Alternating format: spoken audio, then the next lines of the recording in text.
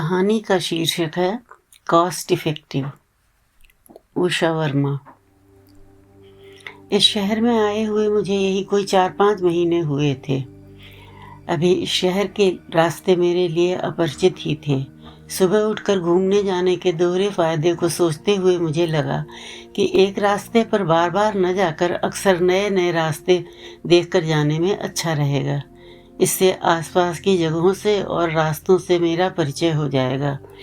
इस तरह आते जाते कई लोगों से मुलाकात होती, जिनसे कभी केवल मुस्कानों का आदान प्रदान ही होता, कभी मॉर्निंग, कभी सीधी सादी हेलो हो जाती, किंतु नौबत कभी बातचीत करने तक नहीं आती। कई हफ्ते बीत चुके थे कि अचानक एक दिन सुबह घर से निकलते ही कुत्ते के साथ घूमने वाली एक महिला ने हेलो कहते ही मुझसे पूछा, क्या इस शहर में नई आई हो? मैंने मुस्कुराते हुए कहा, जी हाँ, अभी यही कोई 4 महीने हुए होंगे। नित्य घूमने जाने के बहाने ज़रा शहर के गली कूचों से पहचान हो जाती है।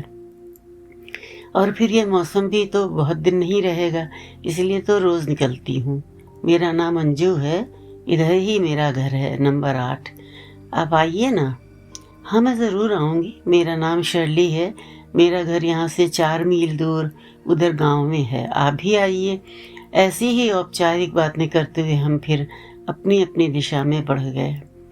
बहुत दिन बीत गए, उनसे मेरी मुलाकात फिर नहीं हुई। उनका ख्याल भी मेरे जहन से उतर गया। मैं शोध कार्य के लिए आई थी, उसी में व्यस्त हो गई। इसी बीच विश्वविद्यालय में वाइस चांसलर के यहाँ से निमंत्रण मिला।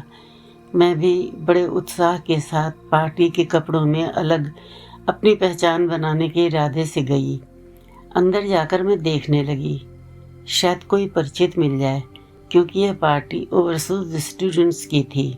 मैं पास में खड़ी एक लेक्चरर से बातें करने लगी। थोड़ी देर बाद एक्सक्यूज़ मी कहकर एक महिला मेरे पास आकर खड़ी हो गई। मैंने अपने दिमाग पर जोर डाला, लगा जानती तो हूँ, पर परिचय का सूत्र नहीं पकड़ पा रही हूँ। उन्होंने चहकते हुए याद दिलाया, आपसे सुबह वॉक पर मेरी मुलाकात हुई थी कुछ महीने पहले। मैंने ओह यस यस कहकर बड़ी ही अतरंगता से पूछा, फिर दोबारा तो आपसे मिलना नहीं हुआ। मैं तो रोज़ घूमने जाती हूँ, पर आप किसी दिन दिखी नहीं। मैं यहाँ थी ही नहीं। मैं पीस मूवमेंट में बहुत सक्रिय हूँ और उसी सिलसिले में जर्मनी गई थी। मुझे इंडियन फिलॉसफी में सब कुछ मिल जाता है। योगा बहुत पसंद है। उसके करने के बाद कितनी एनर्जी मिलती है। भारत में महावीर, बुद्ध और गांधी जैसे महान लोग हुए हैं। मैं सोच रहे थे, आपके यहाँ आत्मा की शांति के लिए क्या कुछ नहीं है। एक न एक दिन मैं भारत ज़रूर जाऊंगी। आपके यहाँ अहिंसा की धारणा कितनी ऊंची है। मेरा मन अंदर ही अंदर गदगद हो रहा था। हम कितने भी गरीब हों, पर हमारे पास गर्व करने लायक बहुत कुछ है। मेरे लिए रास्ता थोड़ा सुलभ हो गया। मेरा मन अंदर ही अंदर गदगद हो रहा था। हम कितने भी गरीब हों, पर हमारे पास गर्व करने लायक बहुत कुछ है। मेरे लिए रास्ता थोड़ा सुगम हो गया। ऐसी बड़ी और फॉर्मल पार्टियों में बातचीत का कोई सिरा मिल जाए तो समय आसानी से कट जाता है। अन्यथा छुट्टियों में कहाँ गए या मौसम की बात करके पूरा शाम बिताना आसान नहीं होता। मैंने कहा, हाँ, धारणा तो सचमुच अच्छी है, पर सब लोग इसमें ईमानदारी से विश्वास करते हैं, यह भी सच नहीं है। इस बातचीत में खिंचे और भी 3-4 लोग पास आ गए और उन्होंने पूरी तरह से भारतीय दर्शन और अहिंसा में अपना उत्साह दिखाया। अहिंसा की बात आते ही खाने पीने की बात भी आ गई। जानवरों के प्रति अपनी ममता और उत्तरदायित्व को महसूस करते हुए उन्होंने बताया कि उनके मन में अपार करुणा है। मेरा मन कुछ हीन भावना से भरता जा रहा था। इसी वक्त एक दूसरी महिला ने अपने तर्क दिए। हाँ, हिंसा की बात तो ठीक है, पर विकासशील देशों में इतनी गरीबी है, अगर लोग नॉनवेज नहीं खाएंगे तो और भी भूख से मरेंगे।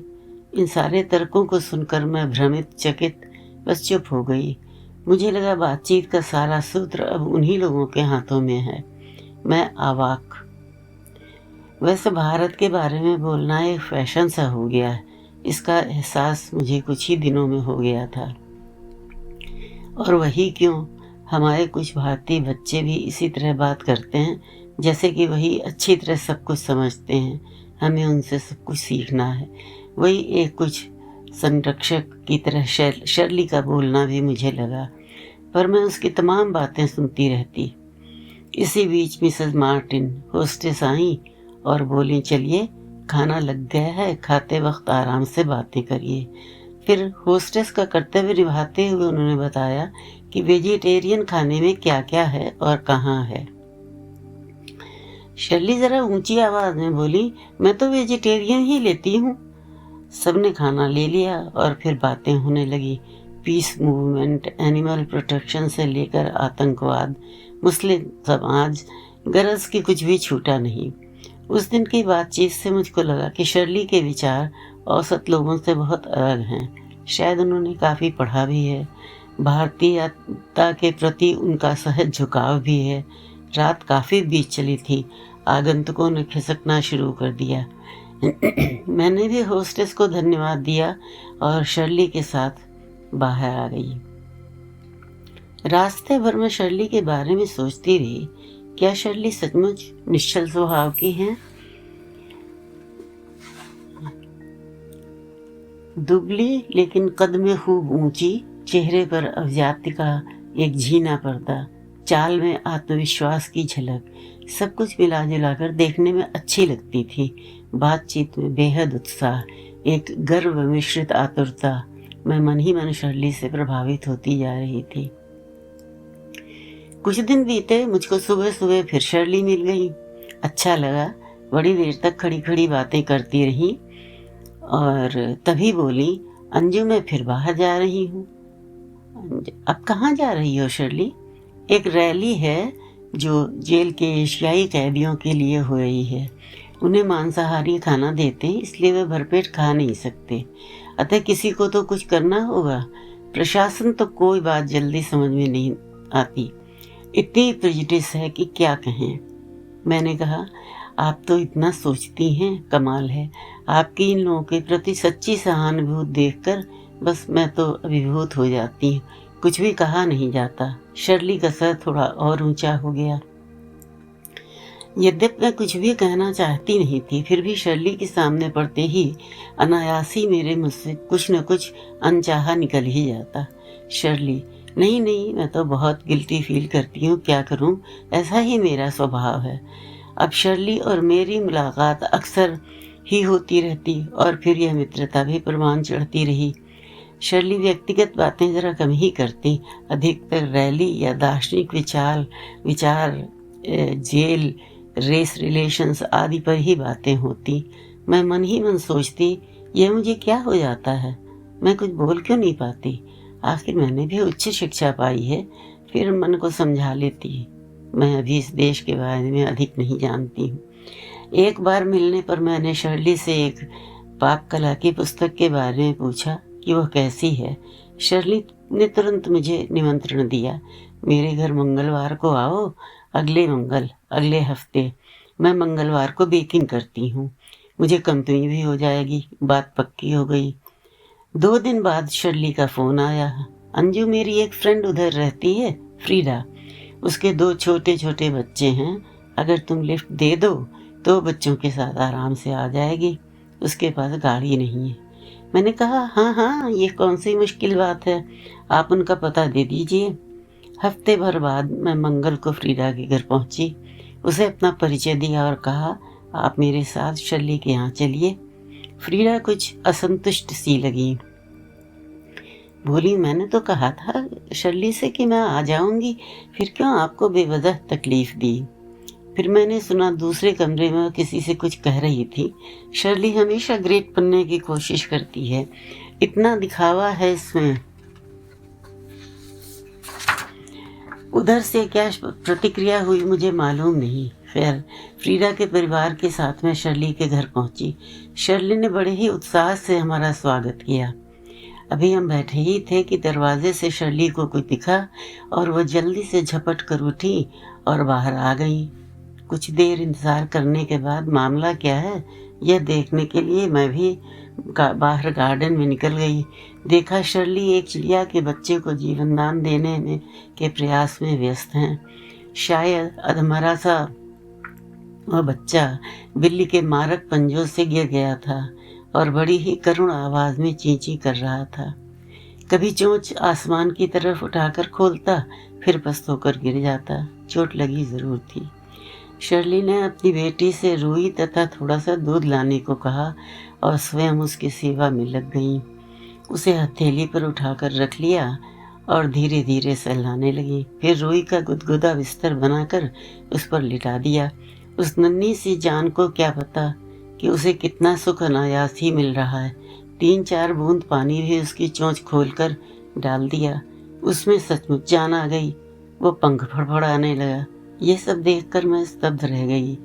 महावीर और गौतम के देश से तो यह सब गायब होता जा रहा है, और यहाँ? शर्ली ने माफ़ी मांगते हुए कहा, अब आज तो कुकिंग का प्रोग्राम स्थगित करना पड़ेगा। मुझे इसकी देखभाल करनी होगी। अगर मैं इसकी देखभाल न करूं तो मैं कभी अपने आप को माफ़ न कर सकूंगी। शर्ली की आवाज़ में अफसोस का पुट था। फ्रीडा ने कहा, नहीं, मैं बच्चों को रास्ते से फिश एंड चिप्स खिला दूंगी। मुझसे रहा न गया और मेरे मुंह से निकल गया, अरे आप तो कमाल करती हैं। कौन इतना करता है एक चिड़िया के बच्चे के लिए? फिर हम लोग बाहर निकल ही रहे थे कि देखा कि चिड़िया का भाग्यशाली बच्चा पंख फड़फड़ा रहा है और फिर वह उड़ गया। उसे नया जीवन मिला। मैं फ्रीडा और उसके बच्चों को उनके घर छोड़कर वापस आ गई। दूसरे दिन शर्ली का फ़ोन आया, Anju, I am very sorry, पर अभी मैं बहुत व्यस्त हो गई हूँ। तुम तो जानती ही हो मैंने बकरी पाली है। ताज़ा साफ शुद्ध दूध मिलता है। अब एक बकरी को बच्चे होने वाले हैं। प्रार्थना करो कि बिली गोट ना हो। क्या मतलब तुम्हारा? मैंने पूछा। मैं ठीक से समझी नहीं। शर्ली बोली, बकरी तो दूध देती है, पर बिली गोट तो, कहकर रुक गई। फिर बातें होने लगी भारत की।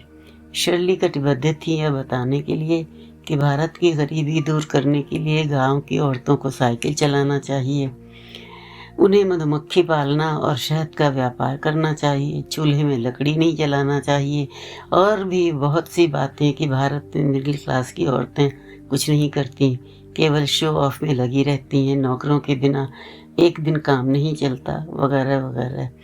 फ़ोन पर उनकी बातें सुनते सुनते काफ़ी वक्त हो गया था और मुझे याद आया कि किसी से मिलने जाना है। मैंने क्षमा मांगते हुए फ़ोन रख दिया।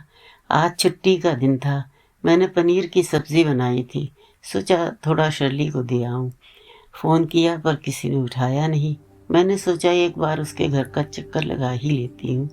यदि नहीं होगी तो सब्ज़ी उसके घर पर ही बाहर रखने का इरादा कर गाड़ी बाहर निकाली। एक स्टील के डिब्बे में पनीर रखकर गाड़ी में बैठ गई। कुछ दुविधा थी, फिर भी गाड़ी स्टार्ट की। अभी मैं शर्ली के घर पहुंची थी कि बाहर से ही अजीब सी आवाज़ आती सुनाई दी। मैं अंदर जाने वाली थी कि शर्ली बाहर निकली। उनके हाथ में खून से भरा हुआ छुरा था। मुझे देखकर एकदम सकपका गई।